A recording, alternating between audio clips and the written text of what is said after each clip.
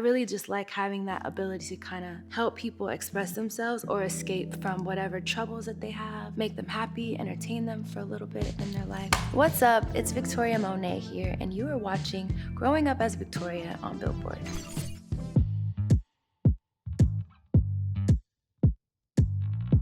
Growing up, my mom was always playing a lot of different genres of music. Some ones I really remember well were Elvis Crespo. She was playing Buju Banton, she was playing Uncle Luke. And my grandma around the house, she was listening to more like Motown classics. My personal choices came down to Janet, Destiny's Child, Spice Girls. So I really feel like I had a good, well-rounded introduction to music growing up.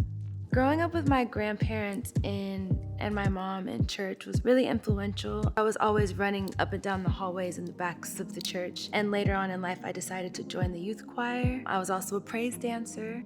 I don't know that I had a good concept of trying to develop myself as an artist. There's a little business card that I made and I was passing out at school that said, dancer, actress, musician, call me at 555Q, gonna be a star. I went to Kerr Middle School. They didn't have a dance team. So I was like, maybe I should start a drill team. And we're teaching like steps, right? The news came and interviewed me and they called me the unsung hero. My mom knew that I was gonna find my way to be moving, singing, dancing somehow. So she allowed me to lie about our address and use my friend's address to go to a performing arts high school called Sheldon High School. I do remember the first song I wrote. My mom knew that I wanted to do this and she had a friend of a friend that used to play bass for Janet Jackson. He played me 3 beats and he let me choose one to write to. And so I took the beat and played it in my car in my CD player. I wrote the song and it was called Give Me All You Got and I still have it. So some of the songs that I had recorded in Sacramento, I put them up on MySpace. That was really the way that you were promoting yourself at that time.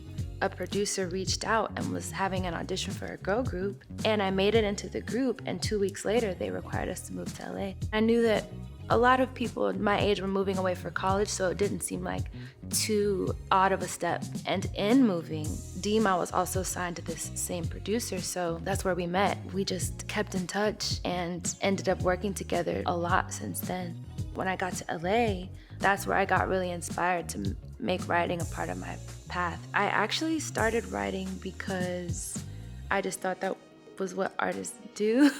So my first placement was with Dirty Money. Kind of gives you a certain validation that you can go back and tell your family like, you know, things maybe aren't so bad in LA.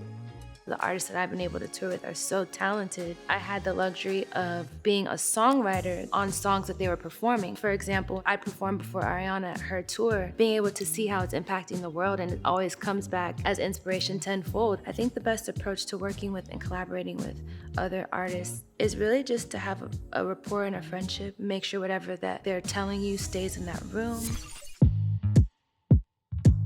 Being a mom changed a lot. It changes how I even consider time. I feel like I've put in a foundation of 10,000 hours and more so that I can get home, but she has made it such a joy to live. To have my mom supporting, it just feels almost like I'm repeating history a little bit because my grandma had her, she was an only child, and then my mom had me, I was an only child, and so far I've had Hazel, so it's a lineage of girls.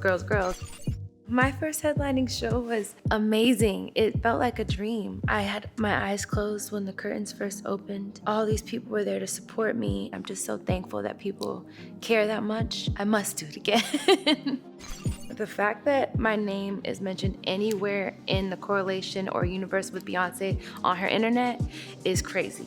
I don't know what to say about me opening for the Renaissance tour. I know I'm gonna go though. Let's manifest that together.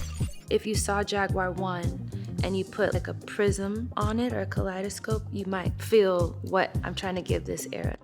There's one song that says, I'm gonna be on my tonight. You know, sometimes we're very good and polite. Sometimes we're like, F it. There's plenty more where that came from, trust me.